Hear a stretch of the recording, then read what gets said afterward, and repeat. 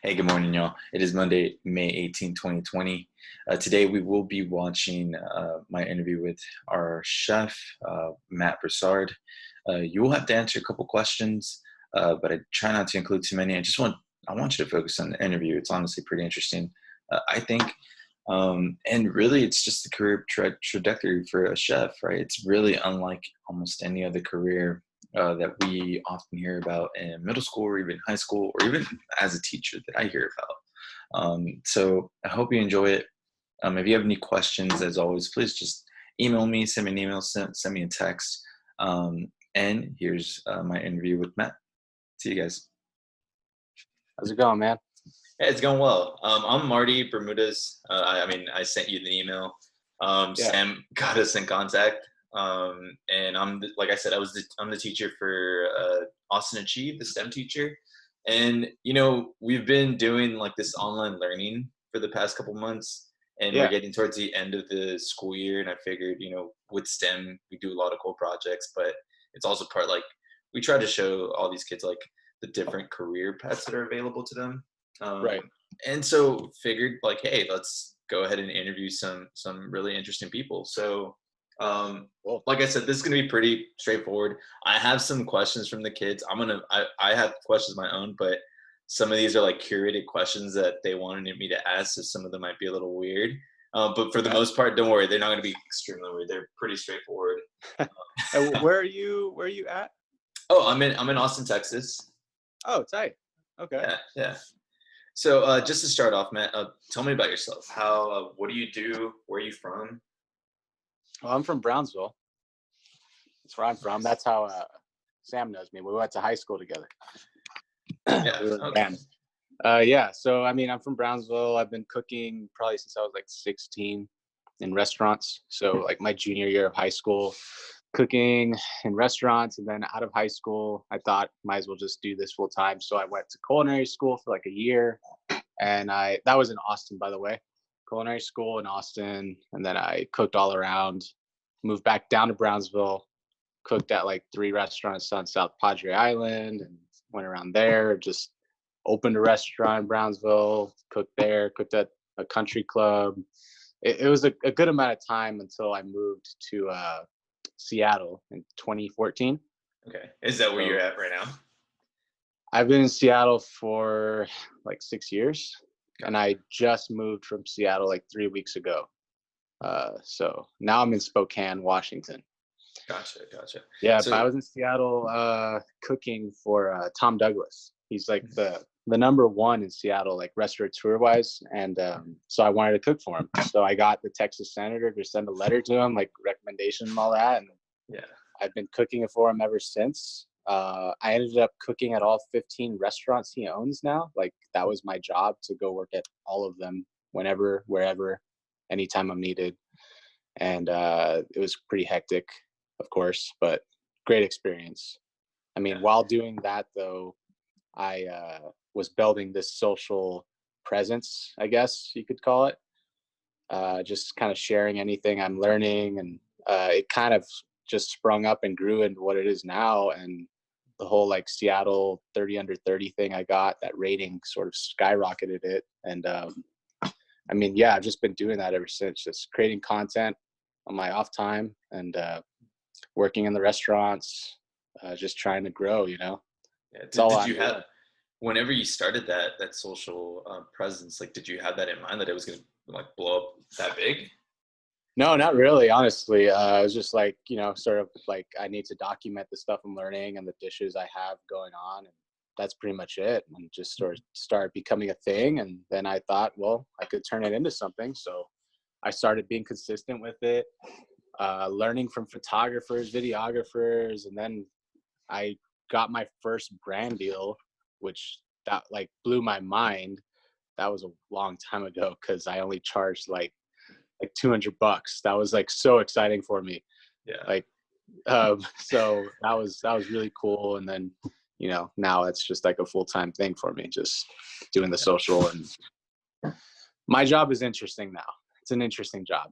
Yeah. It's really unique. So you said you started. So I'm actually from Brownsville as well. So Sorry. You said you started a restaurant in Brownsville. What's that restaurant called? I opened it with Or you this opened it? man. I forgot his name already. Anyways, I opened it for him. It was called like the Tavern. Mhm. It was just like we did burgers, like we were known for good burgers and stuff. I don't know if it's still there anymore, Yeah. but it was just this place called like the Tavern Tower or something. Mhm. But before that, I was like working at Rancho Viejo Country Club. That was Yeah. a great experience for me.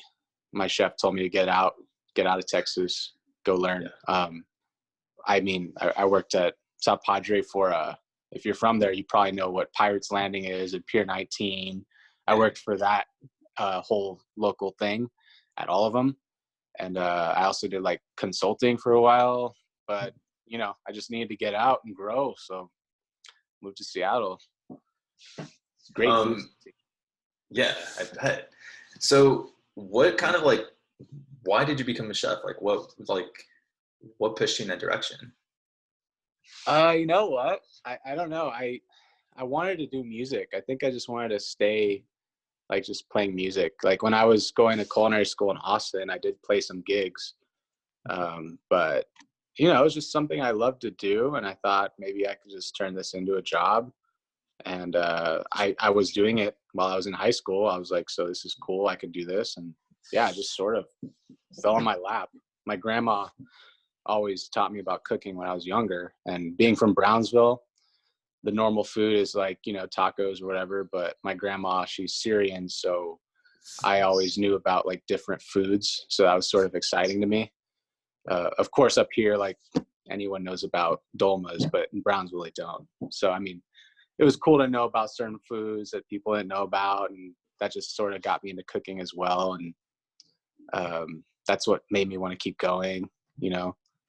Also, these pop-up dinners I've been doing around the country, those were really fun too, you know, like working Yeah. with some of my like chefs I look up to forever. I didn't think I'd ever even meet them, and there I am cooking with them. So it's been a cool experience. Yeah. Yeah.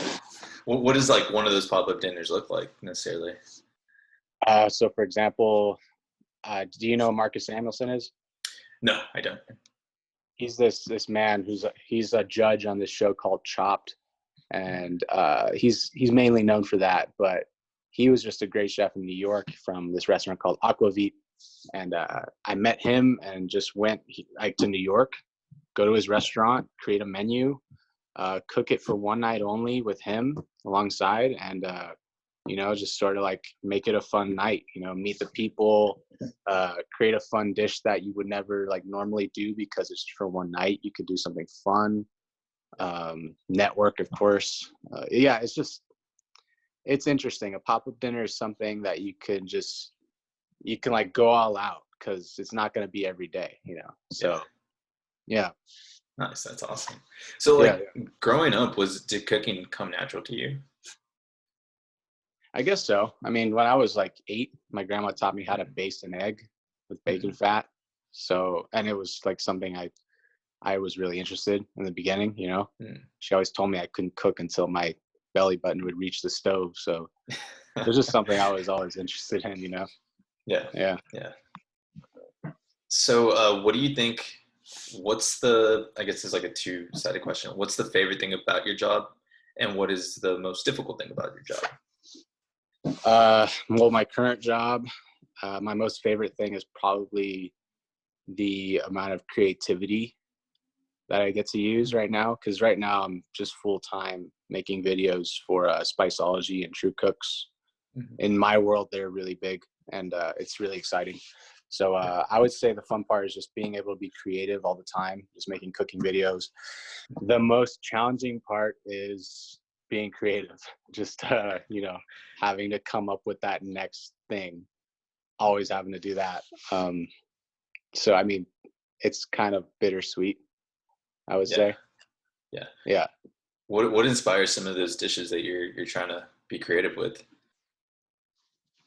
Um, that's I never been asked that. I guess what inspires it is probably like, you know, the different chefs that I work with, and I'll like see like, oh, that's pretty cool, I like that, then you know, do my take on it. Or like say you go eat somewhere, you love this sandwich, right? So you want to have your take on a sandwich because it comforts you. It reminds you of that moment you had it. So I would also say, like, if you're looking for dish inspiration as a young chef, you have to go eat, eat, eat. You know, you got to eat everywhere. That's what they tell you. You got to taste so much food because you have to have like that base to go off of, you know? Yeah. Yeah. Yeah. So this a student actually had this question. How do you make simple foods look really good? Like, is there some like sort of tricks? It's actually not easy to make simple food look good. That's the beauty of it. Like that all comes down to technique. So if you get really good at doing just basic technique, it's going to be nice. Like that's like some of the best chefs in the world, their motto would be make it nice. That's an actual thing. And all they mean is just to stick to the basics and do it right. And when you do that, like you don't have to do much. Like you could take this carrot and just glaze it and it would just be beautiful, you know, just on its own, just like a one single ingredient. If you take care of that single ingredient, it's going to take care of you on the plate pretty much. Yeah. Yeah. Um, I guess like as you're going into this career, what's something you would have wished you would have known? Like some piece of advice that maybe you got, or maybe that you wish you would have gotten. Yeah. I wish I would have known to work in restaurants more because I would have, like my senior year and all that, I would have just gone straight into it. I would have just like left Brownsville immediately and just started working as much as possible in all the restaurants. Um, a lot of people ask like, what culinary school did you go to? Mhm. I'll just tell them where I went. I went to Cordon Bleu in Austin, but that doesn't matter. I think you need to put in the work. You need to just get into the restaurants and get that experience in because that's what really drives you at the end of the day. That's what gets you going. Like my girlfriend, she didn't go to culinary school and she had the same job as me, you know, like she just worked in restaurants. So it doesn't matter. Like you can go to culinary school and you won't even be good because you have to put in the work, you Yeah. know. You don't come out of culinary school a chef. A lot of people think you do, but you don't. Yeah. Yeah, that's interesting. I guess like it's a little backwards on I guess other professions, right? Like the school is really just like an extra thing to have. It might even be an obstacle at some point. Yep. There are people that come out of culinary school not knowing how to boil water.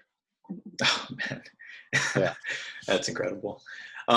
So I guess like what do you think are some essential skills to have when cooking? Like if you were teaching a student, one of my students, something, what's like one of the first things you would teach them, or what are some of the like staples skills that they would need to have? The basics would be how to handle a knife. That's what I would do. How to handle your knife and how to keep your knife sharp because that's going to keep you safe in the long run. If you're working with a dull knife, that's going to be dangerous.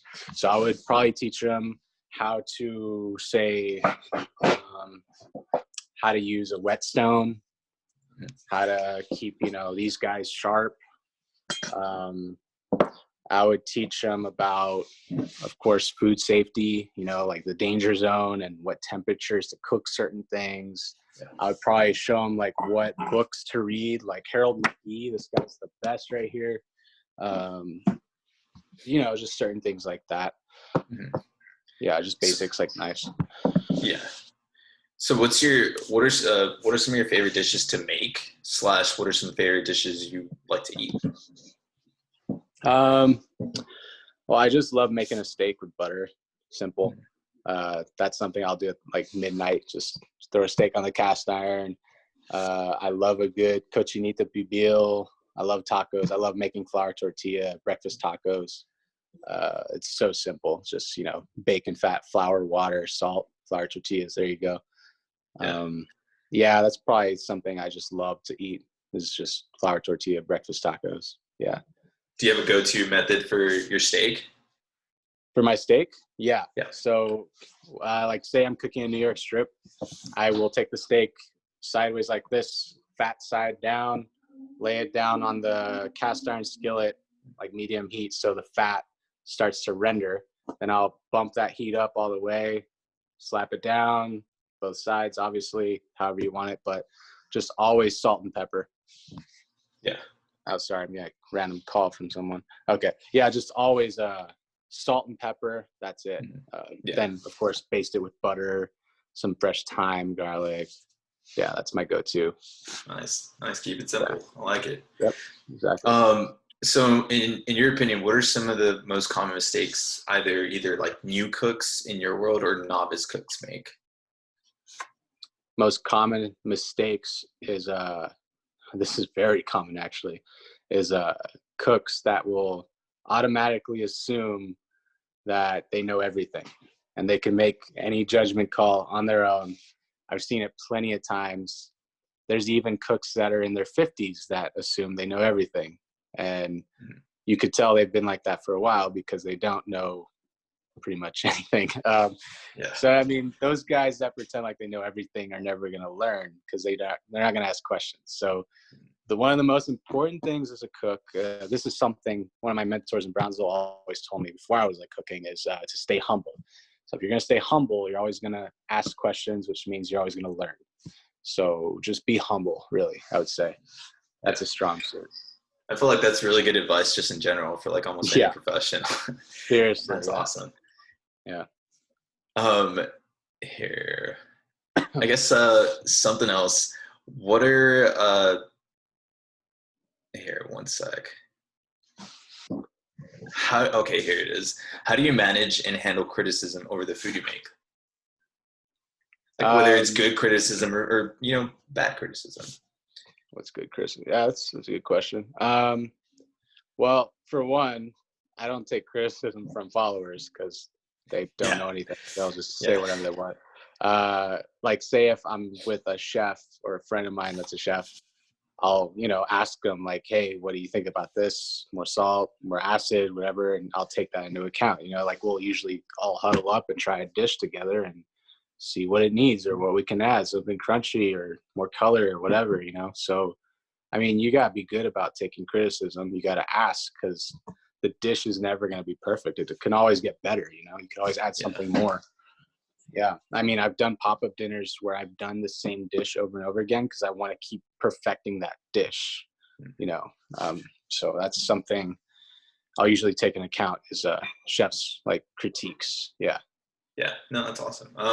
Do you think like cooking should be more universally like taught? Like you know how like home economics it's kind Right. of died down, and there's a lot of people. I mean, myself, I don't consider myself a very good cook, honestly. So, how do you feel about that? Just like cooking as a overall skill? Yes. Yes. That's a necessity. I think like, kids are taught to brush their teeth. I think they should be taught how to cook. That's just like Yeah, a basic human skill you should know is how to cook, how to feed yourself, how to feed others. That's very important. yeah, Yeah. yeah.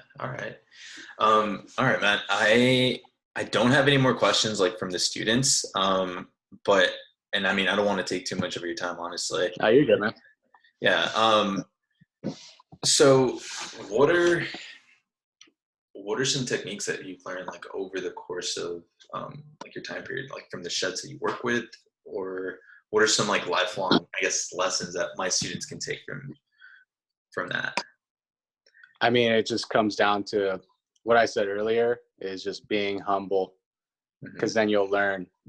There's many techniques I've learned from many chefs, and that's just because I'm humble. Just Yeah, ask questions as much as possible. Keep your notebook, take notes, all that stuff. Yeah, that's what I would say. sweet. Yeah, Hey, Matt, I really appreciate you doing this. It was really awesome to talk to you, and just yeah, it was honestly, fun. a lot of my kids were pretty excited just to hear about a professional chef, and I even showed them your Instagram page, so they're all just kind of investigating that a little bit. But Oh, no, I appreciate your yeah, time, man. yeah, of course, man. Hit me up on Instagram whenever, and I'm also going hard on that TikTok thing. So Yeah, yeah, yeah, yeah. I bet, man. Have a good one, man. Stay All safe right, out take there. care. Bye.